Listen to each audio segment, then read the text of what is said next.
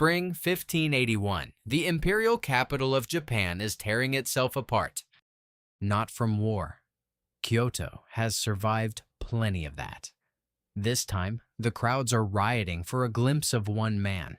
People are being crushed against the gates of a foreign church. Roof tiles crack and shatter under the weight of climbers desperate to see over the walls. Guards swing wooden staffs just to hold the mob back. Because walking through that chaos is someone Japan has never seen before. A man nearly a head taller than any warrior in the city, skin darker than lacquered ebony, calm eyes, the unmistakable bearing of a soldier. Some in the crowd whispered he was a god of the temples come to walk among men. Others swore he was a demon summoned by the foreign priests. They were all wrong. The truth was stranger than anything they could invent. Within months, this stranger will stand at the right hand of the most feared warlord in Japanese history. He will be granted a sword, a house, servants, and a stipend. He will be given a name that still echoes 4.5 centuries later. Yasuke, the African samurai. But this is not a simple story of glory. It is the story of a boy stolen from the coast of Africa, dragged across 2 oceans, and delivered into a country on fire. A story that begins in the slave routes of the Indian Ocean and ends in the smoke of Japan's greatest betrayal. The story of a warlord who looked at him and saw something no one else could see. And the story of a single night of betrayal, a burning temple, a fallen lord, and a decision made by a traitor that should have ended Yasuke's life, but instead saved it with one of the most chilling sentences ever recorded in medieval Japan. And then, he vanished. Completely. As if history itself had closed its hand around him and squeezed. No grave. No chronicle. No farewell. 400 years of silence. Before we walk into the fire together, do 2 things for me. Subscribe, so stories like this one are never buried again. And tell me in the comments where in the world you are watching from, because this story had to cross 3 continents just to reach you. Now, forget the sword, forget the armor. Go back 20 years to a quiet shoreline on the edge of the Indian Ocean, where this legend begins not with steel, but with chains. Where does a legend come from when history refuses to write it down? The truth is, no document records where Yasuke was born. No one wrote down his real name, the name his mother gave him. Historians have argued for decades. Some say he was a Yao man from the highlands near Lake Malawi, that Yasuke itself might hide the word Yao inside it. Others point to South Sudan, to the Dinka people, famous for their extraordinary height and skin dark as midnight. But the oldest account we have, written by men of the same Jesuit order that brought him east, says one word: Mozambique. So picture it, the southeastern coast of Africa in the 1550s. A boy grows up where the land meets the Indian Ocean, a world of fishing boats and monsoon winds, of trade dhows arriving with the seasons like migrating birds. He is strong, even as a child, taller than the other boys, fast. He knows the tides the way other children know their mother's voice. Which reef hides octopus, which wind brings rain. If history had been kinder, he would have lived and died on that shore, and no one on the far side of the world would ever have spoken his name. And that strength, the very thing that should have made him a protector of his village, is exactly what made him valuable to the men who came to take him. The Indian Ocean slave trade was older than the Atlantic one, and just as merciless. Portuguese ships and Arab traders moved human beings along the coast the way they moved ivory and gold. Sometime in his youth, the boy from Mozambique was seized, bound, and marched onto a ship. The shoreline of his childhood shrank behind him until it disappeared. He would never see it again. The trail resurfaces in India, Goa, the glittering, brutal capital of Portugal's Eastern Empire. There, African slaves called Habshi were prized as soldiers and bodyguards. Many were trained to fight. Some rose to command armies. A few even became kings. The boy grew into a man in this world, learning weapons, learning discipline, learning how to survive among people who saw him as property. The records are silent about what he endured in those years. But we know what the world of the Habshi was: brutal, disciplined, and strangely full of doors. In India, an African slave with a warrior's gift was not just cargo. He was an investment, and investments were trained.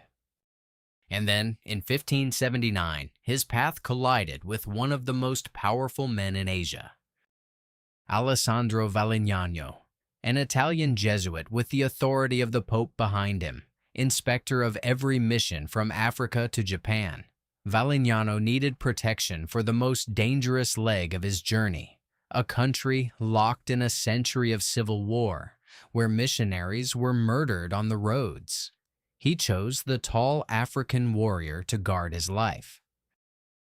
Together they sailed east, past pirate coasts and through typhoon seas, until one morning a green shoreline rose out of the mist: Japan. The moment Yasuke stepped onto that shore, something extraordinary began. Villagers dropped what they were carrying.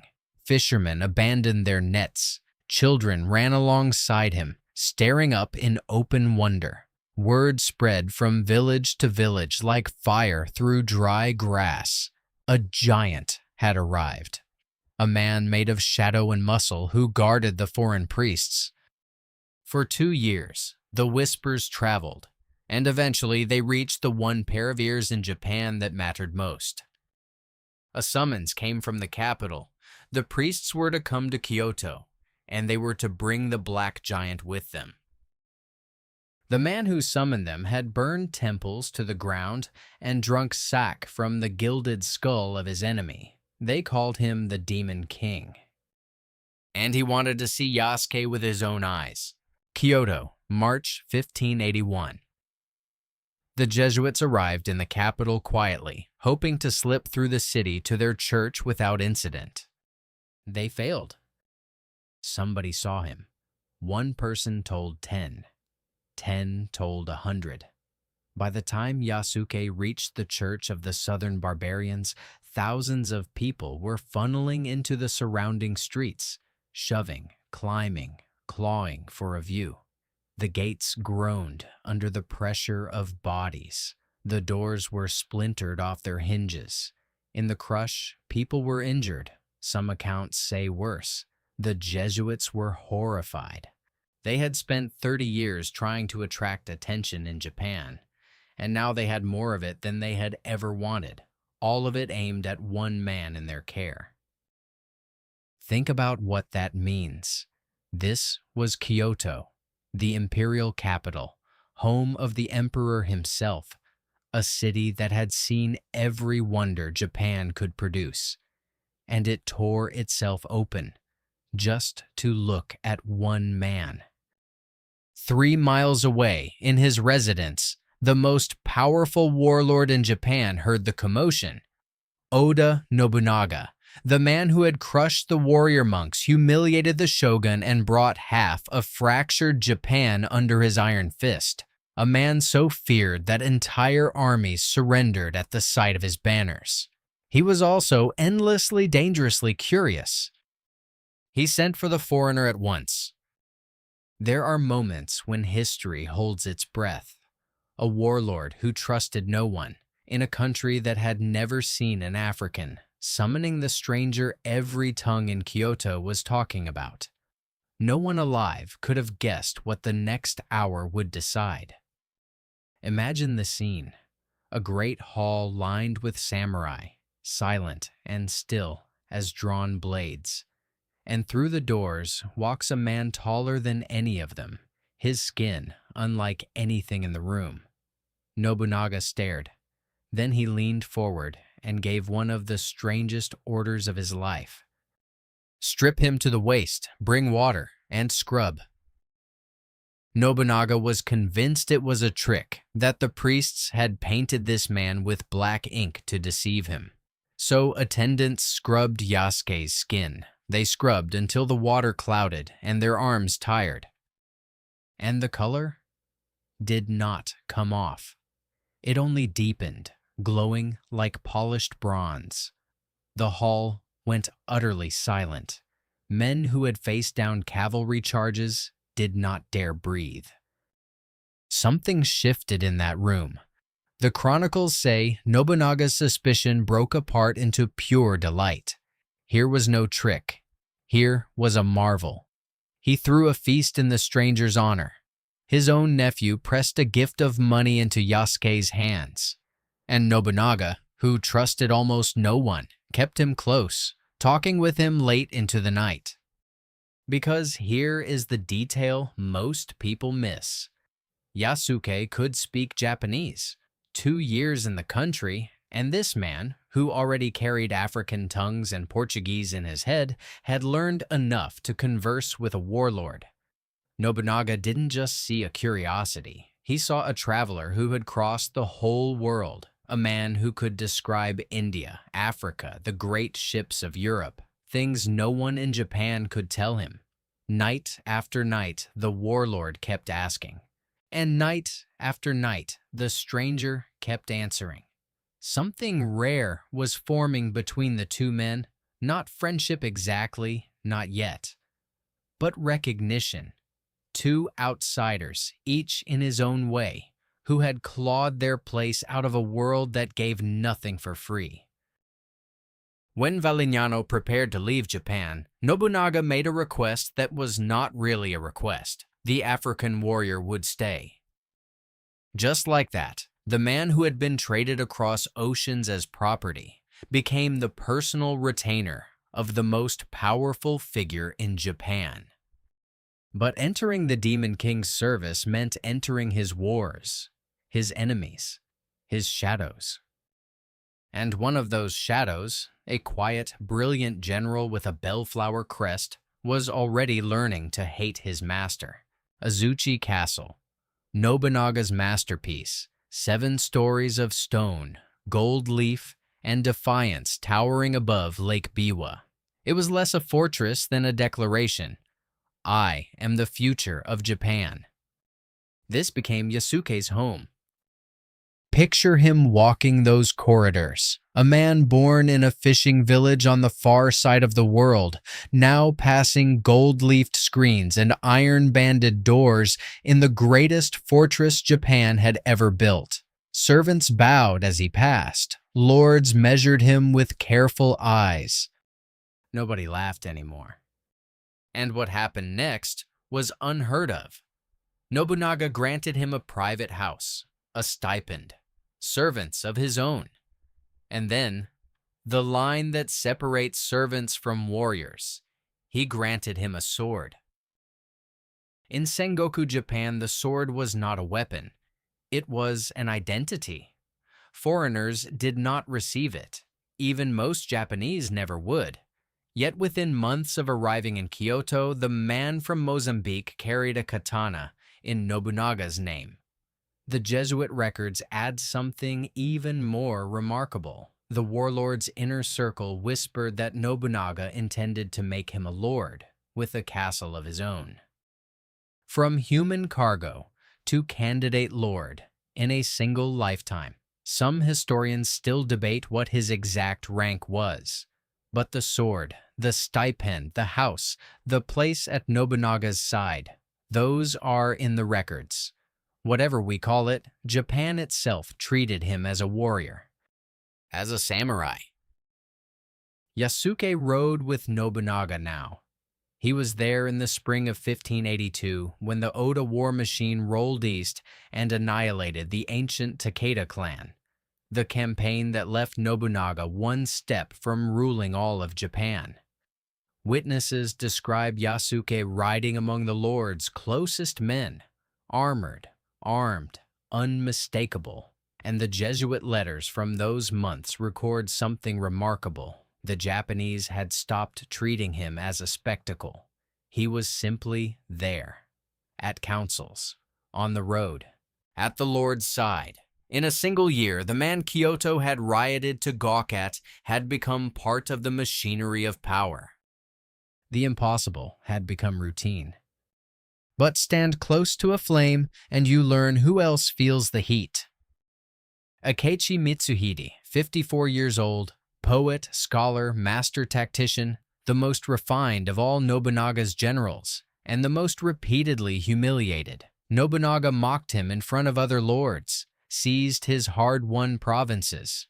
According to some accounts, berated him publicly at a banquet until the older man bowed his forehead to the floor.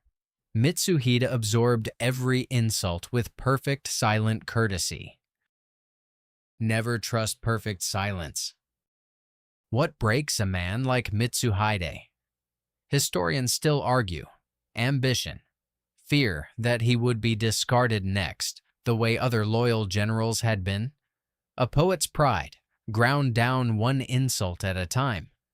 Perhaps all of it, folded together and hidden behind that flawless courtly smile. Whatever it was, by the summer of 1582, it had finished growing. In June 1582, Nobunaga made the only kind of mistake he ever made, a confident one. Traveling to Kyoto, he stopped at a temple called Honnō-ji and dismissed his armies. He kept barely 30 attendants. Why would he need more? He was weeks from total victory. No one alive would dare touch him. Yasuke was among the few who stayed at his side. Perhaps that was the highest compliment Nobunaga ever paid him, when the Demon King chose the handful of people allowed near him while he slept. The man from Mozambique made the list. That same night, 13,000 of Mitsuhide's soldiers were marching west, supposedly toward a distant campaign. At a crossroads in the dark hills, Mitsuhide halted the entire column. His officers gathered, confused. Their orders were west. Mitsuhide turned his horse east, toward the sleeping capital, toward the temple. And he spoke 5 words that would change Japanese history forever. The enemy is at Honnō-ji, June 21st, 1582. The hour before dawn. Kyoto lies silent under a thin mist, and inside the Honnō-ji temple, the greatest warlord in Japan sleeps behind paper walls. 13,000 men close around the temple like a fist. No alarm sounds. The sentries see the bellflower banners and assume the army is friendly. Why wouldn't they? These are Nobunaga's own men, led by Nobunaga's own general. By the time anyone understands, the walls are already surrounded. The attack came all at once, from every direction in the dark. Shouts, the drumming of feet, fire arrows arcing over the walls like falling stars. Yasuke woke into chaos, smoke pouring through the corridors, servants screaming, the crackle of flame spreading across 400-year-old timber. Nobunaga stepped onto the veranda with a bow in his hand. The man had spent 30 years being unkillable, and even now, surrounded and outnumbered 400 to 1, he fought, loosing arrow after arrow into the tide of soldiers until the weapon broke in his hands. He took up a spear. He was wounded. He fell back into the burning interior. And somewhere in that inferno, the Demon King understood that this was the end. 30 years of war. 100 battles survived, an empire within reach.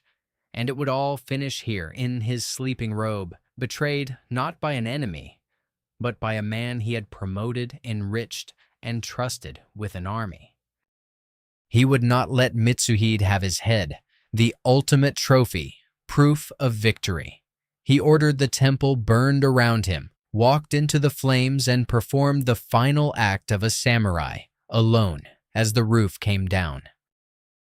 No trace of his body was ever found. But Yasuke was still alive, And what he did next tells you everything about who this man was.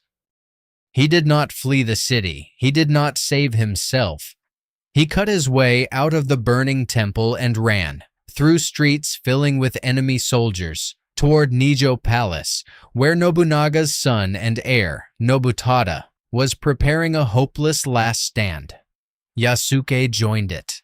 The Jesuit records are explicit on this point. He fought for a long time, they wrote. For a long time. 2 quiet words that contain an entire morning of smoke and steel. Think about that choice. Every debt he owed died with Nobunaga in the fire. No one would have blamed a foreigner for vanishing into the chaos. Instead, he planted himself beside the heir of a doomed house and fought. The defenders of Nijo were swallowed street by street, room by room. Nobutada followed his father into death. The Oda line was being erased in a single morning. Father and son gone before the smoke cleared. At the end, exhausted, burned, surrounded by a wall of spears, Yasuke did something no Japanese samurai would do. He did not take his own life. He walked toward the enemy commanders and handed over his sword. To Japanese eyes, surrender was disgrace. But Yasuke was not born to their code. He came from a world, Africa, India, where a warrior who survived could serve again, and where a sword given up was not a soul given up. It may have been the most foreign thing he ever did in Japan. It was also the smartest. A dead warrior proves his honor once. A living one can still protect, still serve, still matter. Yasuke chose the living kind of loyalty. Bound and marched through the smoke of the city he had entered in triumph 1 year earlier, Yasuke was brought before the traitor himself. Akechi Mitsuhide, now for the moment master of Japan, looked down at the last samurai still living from Nobunaga's household. Every man watching knew the rules. Nobunaga's people were being hunted down and executed across the capital. There was one obvious sentence. And then Mitsuhide opened his mouth and said something that no one expected. Yasuke knelt in the dirt before the man who had just murdered his lord. Around him, Akechi officers waited for the order they had carried out all morning. Mitsuhide studied the African warrior for a long moment, and then he delivered his verdict. The black man, he said, is not Japanese. He is an animal. He knows nothing. Do not kill him. Take him to the church of the southern barbarians. Sit with that sentence. The cruelest words ever spoken about Yasuke are the reason he lived. Every Japanese retainer of Nobunaga's household was hunted to death that week for the crime of loyalty. Yasuke alone was dismissed as something less than a man and walked away, breathing. History spared him with an insult. There is no crueler mercy in all the chronicles of Japan. To live, Yasuke had to be declared less than human by a man not fit to carry Nobunaga's sandals. We can only imagine what it cost him to kneel in that dirt and let those words save his life. Some historians see something else hidden in Mitsuhide's words. Killing a foreign warrior connected to the Jesuits could provoke the Portuguese, their ships, their guns, their trade. Perhaps he is an animal was not contempt, but cover. A face-saving excuse for a calculated mercy. And there is a third reading. That Mitsuhide, the most cultured of Nobunaga's generals, simply could not bring himself to execute a man whose only crime was loyalty, and reached for the one excuse his officers would accept. We will never know. Mitsuhide took the truth to his grave, and he reached it quickly. Because the traitor's triumph lasted 13 days. Nobunaga's greatest general, Toyotomi Hideyoshi, force-marched his army back toward Kyoto at a speed no one believed possible, and shattered the Akechi forces at the Battle of Yamazaki. Mitsuhide fled into the night and died in a bamboo grove, killed not by a samurai's blade, but by peasant bandits with spears. The man who conquered Japan for 13 days was finished off in a ditch. Japan would remember him forever as the ultimate traitor. His very name became an insult. The man he betrayed became a legend, and the foreigner he spared became a mystery. And Yasuke? The Jesuits recorded their relief as he was delivered back to their church, alive. And then, the records stop. No burial, no grave, no further entry in any Japanese chronicle or Jesuit letter that historians can definitively tie to him. A man so famous that Kyoto rioted to see him simply steps out of history's candlelight into the dark. There are only whispers. A Jesuit account from 1584 mentions a black gunner fighting at the Battle of Okitanawate in Kyushu, 2 years after Honnō-ji. Was that him, selling his skills as a free mercenary? Some imagine him boarding a black ship at Nagasaki, sailing back down the ocean roads toward the coast where he was born, a stolen boy, returning as a man who had dined with kings. If he did reach that shore again, no one recorded it. The ocean keeps its passenger list to itself. Others believe he lived out his days quietly in Japan, a giant growing old in some fishing village, telling stories no one believed. Every theory ends the same way, in fog. And the fog is not empty. It is crowded with our imagination. 4 centuries of wondering, every generation writing its own ending for him. But maybe that's the point. History erased his birth. History erased his death. And yet, in between those 2 erasures, for 1 blazing year, he stood so close to the center of the world's story that no amount of silence has been able to bury him. They took his name, his home, and his ending. They could not take the year he was a samurai. 4.5 centuries have passed since a tall stranger walked out of a burning capital and into legend. Today, Yasuke is everywhere. In games, in films, in novels, in furious internet debates about who he really was and what rank he really held.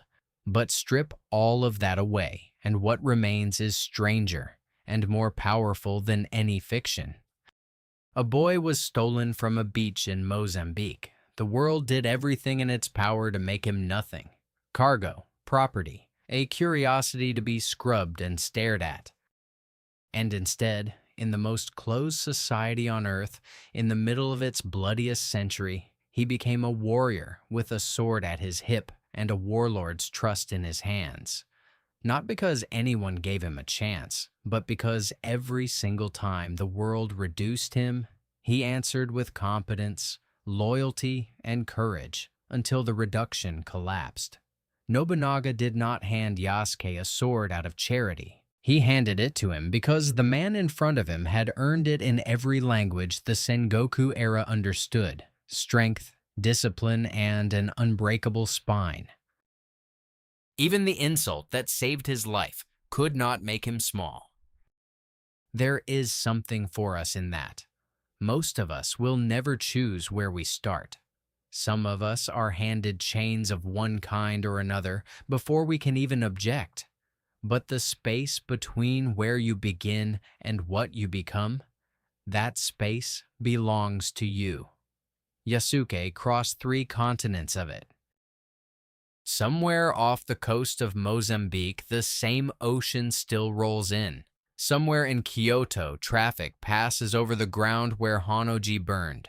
2 places that should never have been connected, stitched together forever by one man's impossible life. History closed its hand around Yasuke and tried to squeeze him into silence. It failed. You're watching the proof.